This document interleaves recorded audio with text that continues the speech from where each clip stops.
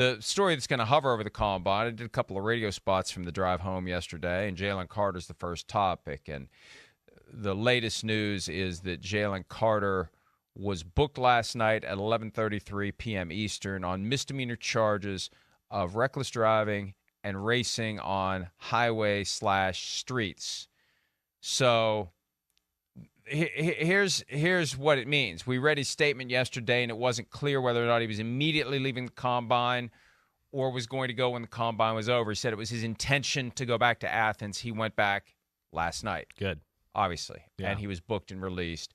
And he's only facing charges that would be unrelated to, the deaths that occurred. And it's important to point that out because when it all first came up, I thought maybe there's an involuntary manslaughter floating around in there, contributing to, if there's racing, you have responsibility for what happens if there's an accident with the other car. He's not charged with anything like that. He's not charged with lying to police. Remember, that was part of what hit yesterday, that he allegedly lied to, misled police, and he denied that aspect of it. This is a very simple, straightforward, reckless driving, racing on highway/streets.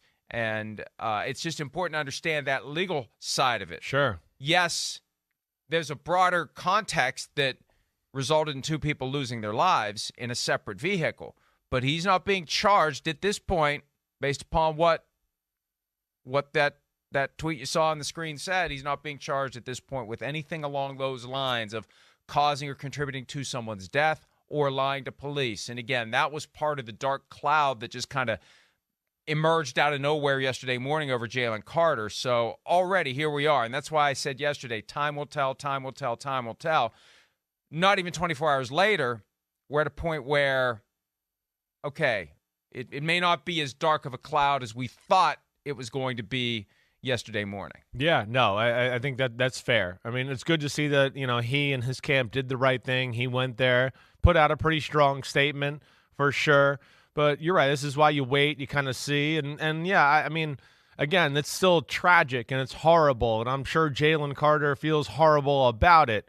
But yes, when you look at that base level, what you're talking, I don't know, like you said, I don't know if there's going to be more charges here to come. But these type of charges that we're seeing right now, reckless driving and racing on a highway, as it stands right now, Mike, I mean, I ask you, I bow to you in this, but I also got a little gut feel. I don't think that's the type of thing that's going to hurt his stock with NFL teams. He's going to have to answer a lot of questions about this, and there's going to be more digging about it for sure. But as it stands right now, I don't think this is the type of thing that's really going to affect, where he stands and how he's looked at as a football player, risk, reward, all those type of things. No, because reward is huge. Still going to be regarded as significant. Yeah. And, he's not facing any NFL discipline because this all happened before he was ever an NFL employee. He's still not an NFL employee. So the only relevance that any pre-draft misconduct or allegations would ever have would be if there's something that happens after in the NFL, that history can be an aggravating factor. But even then, all he's been charged with is reckless driving and racing. So I think that it should take most of the steam out of any possibility that it's going to affect him in a negative way. He will have to indeed answer questions about it at some point. But, I mean, based upon what the police believe so far, and you know what, Chris? Maybe he won't have to answer questions about it because maybe his position will be, I've been advised by counsel until this is resolved to not talk about it. What are the teams going to say? Well, you have to talk about it. We're not going to draft you. Okay, fine. Don't draft me. Right. I've been told not to talk about it. Yeah. I mean, that's a reasonable position for him to take as it relates to this. I've been told not to talk about it. The other thing he could do, though, is just get it resolved. Plead to something, pay a fine, move on. There will be a civil side of this, maybe. I don't know. I'd have to research Georgia law and I'd have to think this through as to what responsibility, if you've got two cars and the driver of each car decides independently, collectively, we're going to race, how much responsibility does the participant in the other car have if the person in the first car gets into a wreck? I mean, it would be it's not your straightforward car accident No, case. definitely. I'll put it that way. Right. I would think, So Mike, right? there may be precedent in Georgia, there may be precedent in other states, but it feels like a more challenging civil lawsuit than the normal one. But that's something that may be part of this as well for Jalen Carter going forward. But that definitely will have no impact on his his NFL stock in the draft, right? Where he's drafted. Teams don't care about that. Teams don't care about what that guy's got to deal with on the civil side. I mean, hell, if it didn't affect Deshaun Watson getting a $250 million fully guaranteed contract from the Browns last year, when it was civil actions more than 20 that directly dealt with some. Not to go back down that rabbit hole again, but we all know what happened. It didn't affect him. So I just, as we talk through this, I think we are at a point 24 hours later where we're on the track for this as it relates to his NFL future. I mean, it was a horrific, tragic event based upon the charges that have been filed. He's not being held responsible for causing or contributing to the deaths of anyone. It still was a tragic event, but as we try to understand what it means going forward, it may not have much of an impact when it's all said and done. Yeah, I'm with you. I don't think it's going to. It'll be a pain in the butt for him a little bit here, and of course, I'm sure he still feels horrible about it. And like you said, it's a tragic event. It is.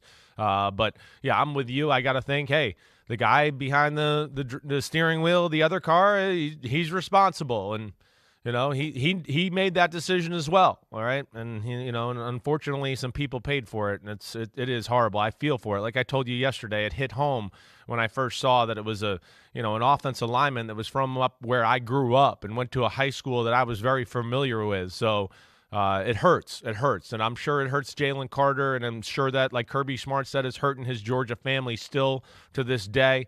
But yeah, ultimately, I think Jalen Carter's going to be okay here as far as where he stands in the NFL eyes. And, we talked earlier about the guilt that we would be carrying around over faking an illness. He's going to have some guilt that he's carrying around for a long time, thinking about what could I have done differently, what role did I have in this, what responsibility do I have, regardless of what happens in criminal court, civil court. You got to spend the rest of your life processing this idea that if I just maybe hadn't engaged, maybe this wouldn't have happened. It happens all the time, though, like you said. And, I did dumb stuff like this as a young kid as well. I just saw two people doing it down the road here today. Where they were two jerks in front of me, and they were having some road rage incident. They were flying down next to trying to beat each other and cut each other off.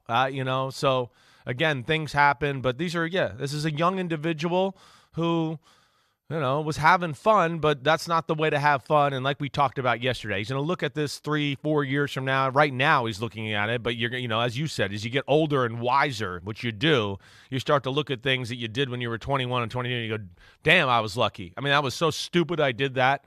Oh my gosh, how did I get out of that situation? Wow, that was lucky. So that's where I always say, let's not judge the kid too harshly over this as well. Hi, it's Mike Florio. Thanks for watching PFT on YouTube. Hit subscribe for the latest news and analysis from Pro Football Talk.